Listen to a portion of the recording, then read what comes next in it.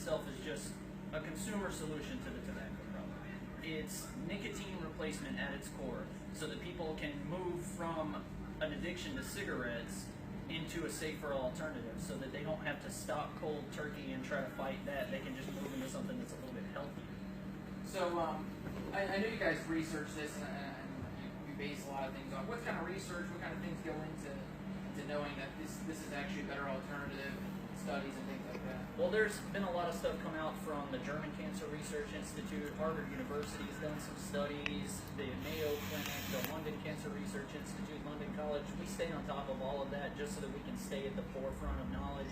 We like to know what's going on, what studies are being produced, what things people are saying, so that we can provide that to our customers who themselves may not want to do the research or just don't have the time. Do a lot of people that come in here, are they former smokers trying to wean it off into a maybe healthier solution? Yes, I'd say probably 99 out of every 100 customers we get are former smokers.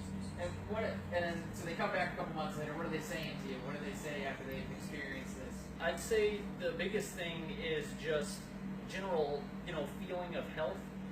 They breathe easier. They can move up and down stairs better. They're getting, thumbs up from their doctors, and they come in and they share that with us. They're really happy about it, and most of our customers come back and continue to shop with us. They stay vaping, and it's really cool.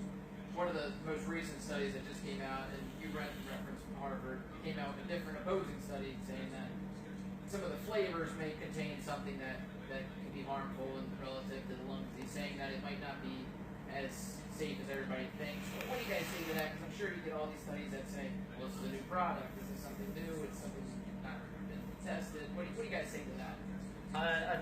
Are you referring to the popcorn lung? Yeah, exactly. Okay, yeah, exactly. diacetyl. It's called colloquially popcorn lung because of the popcorn company they did the research on in the 90s. Bronchiolitis obliterans, I believe, is the condition that it's called.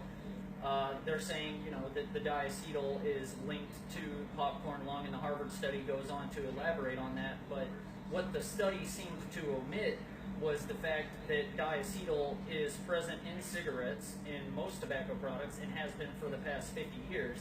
And according to the Nicotine and Tobacco Research 5 group, in the study that they did just last year, it shows diacetyl to be 110 times higher in cigarettes than in vapes. So we're talking maybe like a percent, like a really...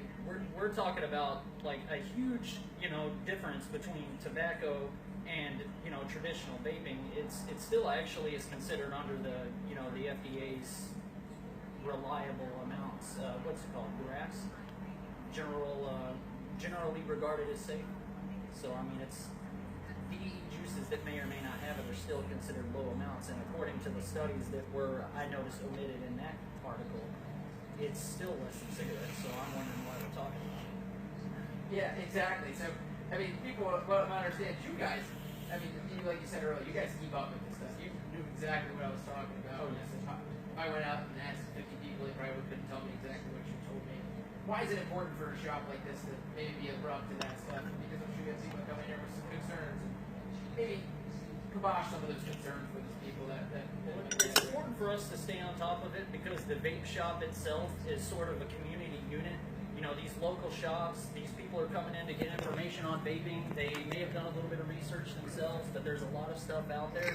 So it's good to have a place that someone can come to, where someone's knowledgeable, where someone's staying on top of current events and staying on top of this research so that they can come in and talk to me or some of my guys here and be able to get the information that they need. Straight from the horse's mouth, so to speak. Yeah, one of the key points exactly I was going to make is that don't believe everything you see. Make sure you get the other side of the view. Make sure you understand that, like you said, it's fractional. You add it up. Yeah, absolutely. Give me a message to maybe people out there that might be thinking about switching from cigarettes to vaping. Maybe just a little message, a general message out. This is the safer alternative. We've seen results in our customers and in the community when it comes to switching to vaping. I highly recommend it to all smokers. You can still get the same satisfaction at a much lower risk level. Much lower. Fantastic. That's the first time you did on TV. I can't believe that.